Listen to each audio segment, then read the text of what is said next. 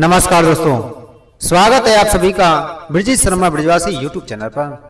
दोस्तों, जिनकी कुंडली में शादी देर से होती है वे दिसंबर से पहले क्या करें? दोस्तों, क्या तुम भी उन लोगों में से हो जिनकी शादी बार बार टल जाती है? कभी रिश्ता बनते बनते टूट जाता है, कभी अच्छा प्रस्ताव आता है पर बात आगे नहीं बढ़ती, कभी सब कुछ तय होने के बाद भी कोई ना कोई रुकावट आ जाती है। अगर ऐसा हो रहा है तो समझ लो यह वीडियो तुम्हारे जीवन की दिशा बदल सकता है, क्योंकि नवंबर से दिसंबर 2025 के बीच ग्रहों का ऐसा परिवर्तन हो रहा है जो विवाह में आई देरी को खत्म करने की ताकत रखता है।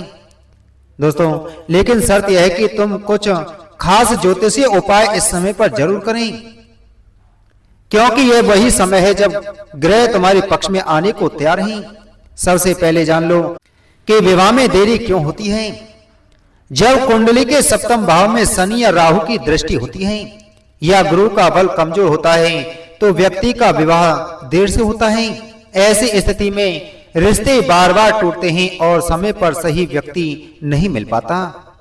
तो आइए दोस्तों, जानते हैं क्या करें ताकि दिसंबर से पहले यह बाधा दूर हो सके। लेकिन उससे पहले अगर आप हमारे चैनल पर पहली बार आए हैं और अभी तक आपने हमारे चैनल को सब्सक्राइब नहीं किया है तो हमारे चैनल को सब्सक्राइब करें, बगल में घंटी के बटन को जरूर दबाएं, जिससे हमारी आने वाली सभी वीडियो का नोटिफिकेशन आप तक सबसे पहले पहुंच सके। वीडियो अच्छी लगे तो वीडियो को लाइक और शेयर जरूर करें और चैनल पर हाइप देना ना भूलें। दोस्तों, अब जानते हैं कुछ खास उपायों के बारे में। पहला उपाय करना है, शुक्रवार के दिन किसी सुहागन स्त्री को सुहाग की वस्तु दान करें, जैसे चूड़ी, बिंदी, साड़ी या श्रृंगार सामग्री भेंट करना अत्यंत शुभ माना गया है। इससे शुक्र ग्रह प्रसन्न होते हैं और विवाह में आने वाली अड़चनों को दूर करते हैं। दूसरा उपाय, चंद्रमा की शांति के लिए सोमवार को शिवलिंग पर दूध और शहद का अभिषेक करें, क्योंकि जिनकी शादी में देरी होती है उनकी कुंडली में चंद्र दोष या मानसिक अस्थिरता का संकेत होता है। यह उपाय मन की शांति देता है और सही निर्णय लेने में मदद करता है। तीसरा उपाय है, बृहस्पति देव को प्रसन्न करने का शुभ मार्ग। कुंभ राशि वालों, विवाह के योग में सबसे महत्वपूर्ण भूमिका निभाता है। बृहस्पति ग्रह ज्योतिष में गुरु को देव गुरु कहा गया है, जो जीवन में ज्ञान, सम्मान और विवाह जैसे शुभ फलों के कारक हैं। अगर बृहस्पति कमजोर हो जाए या अप्रसन्न हो तो योग्य रिश्ता होते हुए भी बात रुक जाती है, लेकिन यदि गुरु प्रसन्न हो जाए तो शादी अपने आप तय हो जाती है और जीवन में शुभता की वर्षा होती है। जिन लोगों के जीवन में विवाह में देरी हो रही है या जो अपने रिश्ते में स्थिरता चाहते हैं उनके लिए यह उपाय वरदान सम्मान है। यह केवल बाहरी आचरण नहीं बल्कि एक आध्यात्मिक प्रक्रिया है जो गुरु की कृपा को आकर्षित करती है। हर गुरुवार को यह नियम बनाओ, यह अपनाओ, किसी का दिल ना दुखाओ, मिठास से बोलो और पीले फूल भगवान को चढ़ाओ। देखना कुछ ही समय में तुम्हारे जीवन में शुभ समाचार दस्तक देगा। जब गुरु प्रसन्न होते हैं तो भाग्य खुद आगे बढ़कर तुम्हारे लिए दरवाजे खोल देता है। चौथा उपाय है, हर शुक्रवार को माता लक्ष्मी और भगवान विष्णु की एक साथ पूजा करें। यदि संभव हो तो दोनों की संयुक्त तस्वीर अपने पूजा घर में रखें या मूर्ति रखें और हर शुक्रवार श्वेत पुष्प चढ़ाएं। इससे वैवाहिक जीवन का योग तेजी से बनता है। दोस्तों, यह उपाय कैसे करना है? हर गुरुवार के दिन स्नान के बाद पीले वस्त्र धारण करें। यह रंग स्वयं बृहस्पति का प्रतीक है, पवित्रता, ज्ञान और सौभाग्य का संकेत। इस दिन घर में किसी गरीब या ब्राह्मण को पीला दान, चने की दाल, हल्दी या कोई पीला फल जैसे केला या आम दान करें। यदि संभव हो तो किसी मंदिर में जाकर भगवान विष्णु या बृहस्पति देव के चित्र के सामने या मूर्ति के सामने दीपक जलाएं और ओम ब्रह्म बृहस्पति नमः मंत्र का या ओम नमो भगवते वासुदेवाय मंत्र का 108 बार जाप करें। यह जाप ग्रह दोष को शांत करता है और विवाह संबंधी रुकावटें समाप्त होने लगती हैं। इस उपाय का अर्थ है, जब तुम पीले वस्त्र धारण करते हो तो वह केवल एक रंग नहीं होता, वह ऊर्जा होती है जो तुम्हारे आभा मंडल को बृहस्पति की तरंगों से जोड़ती है। यह रंग तुम्हारे विचारों को सकारात्मक बनाता है और आत्मविश्वास बढ़ाता है। बृहस्पति का प्रभाव बढ़ने से निर्णय क्षमता मजबूत होती है, जीवन में शुभ समाचार आने लगते हैं और विवाह भाव सप्तम भाव में शुभता का प्रवेश होता है, क्योंकि प्रभाव यह है गुरुवार के दिन किया गया दान और जप मन, बुद्धि और भाग्य तीनों को एक साथ संतुलित करता है। पांचवा उपाय है राहु की छाया से मुक्ति और विवाह योग की सिद्धि। कुंभ राशि वालों, अगर आपकी कुंडली में राहु का प्रभाव विवाह भाव पर पड़ा है या बार बार रिश्ते बनकर टूट जाते हैं तो यह उपाय अत्यंत प्रभावी सिद्ध होगा।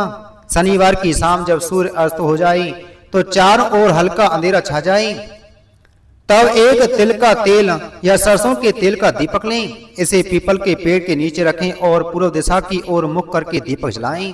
ध्यान रखें कि इस समय कोई बात ना करें, ना हंसे, ना किसी से नजर मिलाएं। केवल मन में एक ही भाव रखें, हे भगवान, मेरे विवाह में जो भी रुकावट है वह आपकी कृपा से दूर हो जाए। अब चुपचाप 7 बार यह प्रार्थना करें, हे भगवान विष्णु, हे शनिदेव, मेरी शादी में जो भी बाधा राहु दोष या ग्रहों के प्रभाव से उत्पन्न हो रही है उसे दूर करें। मेरे जीवन में सच्चा साथी भेजें और मेरे भाग्य और कर्म का पूरक बने। इसके बाद दीपक के पास थोड़ी सी काली तिल, 7 साबुत उड़द की दाल और थोड़ा सा गुड़ रख दें। यह वस्तुएं राहु के नकारात्मक प्रभाव को कम करती हैं और सकारात्मक ऊर्जा को बढ़ाती हैं।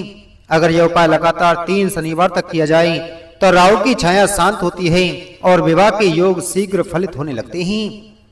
जिन जातकों की कुंडली में सप्तम भाव कमजोर हो या राहु उस भाव को प्रभावित कर रहा हो, उनके लिए यह उपाय अत्यंत शुभ माना गया है।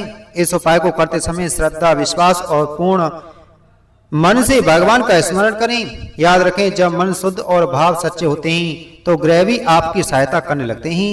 यह उपाय न केवल राहु दोष को दूर करता है बल्कि विवाह योग को स्थिर और फलदायी बनाता है।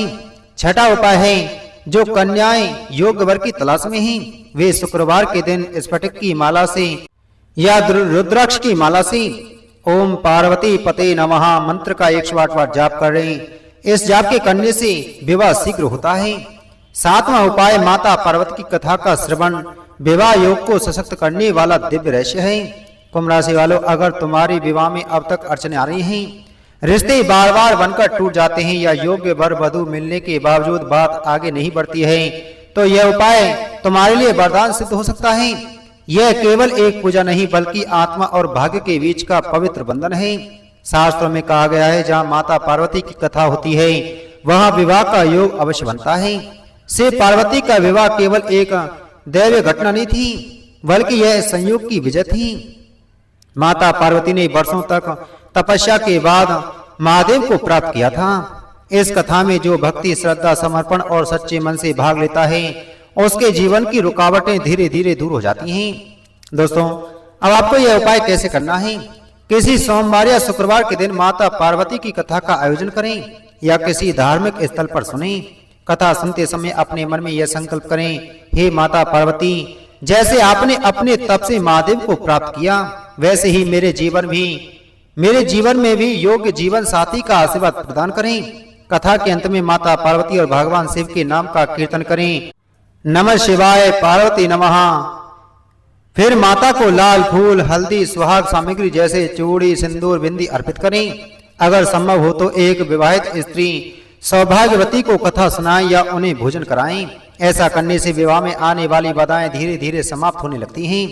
यह उपाय विशेष रूप से उन कन्याओं के लिए अत्यंत प्रभावशाली है जिनकी उम्र विवाह योग्य होने के बाद भी विवाह नहीं हो पा रहा है।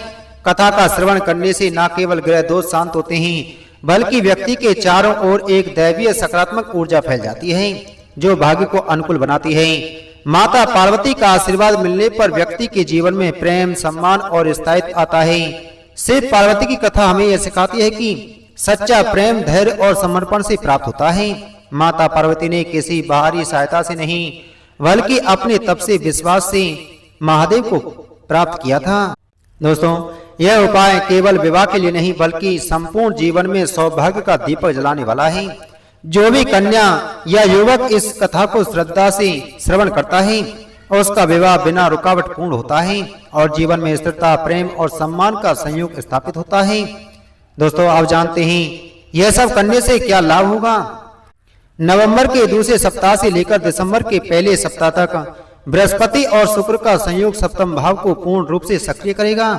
इस अवधि में किए गए यह उपाय सबसे तेज असर दिखाएंगे। जो व्यक्ति इस समय नित्य भगवान की आराधना करेगा उसके जीवन में विवाह के लिए नई ऊर्जा उत्पन्न होगी।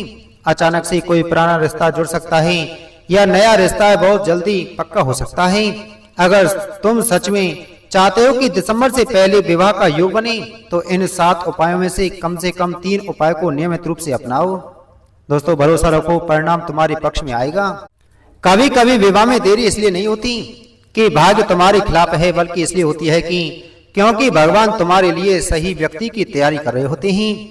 समय वही करता है जो नियति लिखती है, लेकिन नियति वही लिखती है जो तुम्हारे कर्म और धैर्य से मेल खाती है। कुंभ राशि वालों, तुम्हारा धैर्य अब व्यर्थ नहीं जाने वाला। यह जो प्रतीक्षा तुमने वर्षों तक की है वह अब अपने सुंदर अंत तक पहुंचने वाली है। शनिदेव ने तुम्हारे लिए नई राह खोली है। गुरु का आशीर्वाद तुम्हारे सिर पर है और शुक्र प्रेम व विवाह का योग लेकर तुम्हारी कुंडली में प्रकाश फैला रहे हैं। यह संकेत है कि अब तुम्हारे जीवन का वह अध्याय शुरू होने वाला है जिसका तुमने केवल सपना देखा था। कभी कभी भगवान देर नहीं करते, वे सब कुछ परफेक्ट बनाते हैं। जैसे कोई मूर्तिकार धीरे धीरे एक प्रतिमा को आकार देता है, वैसे ही ईश्वर तुम्हारे लिए वह जीवन साथी ढूंढ रहे होते हैं जो तुम्हारे जीवन को पूर्ण बनाएगा। तो दोस्तों, विवाह में देरी को खत्म करने के लिए आप इन उपायों को जरूर अपनाएं और भगवान तुम्हारे साथ ही। उम्मीद है आपको यह जानकारी अच्छी लगी होगी, तो वीडियो को लाइक करें, वीडियो को ज्यादा से ज्यादा शेयर करें। चैनल पर नए हैं तो चैनल को सब्सक्राइब कर बगल में घंटी के बटन को जरूर दबाएं। मिलते हैं आपसे अगली वीडियो में एक और नई जानकारी के साथ में। जय श्री कृष्ण।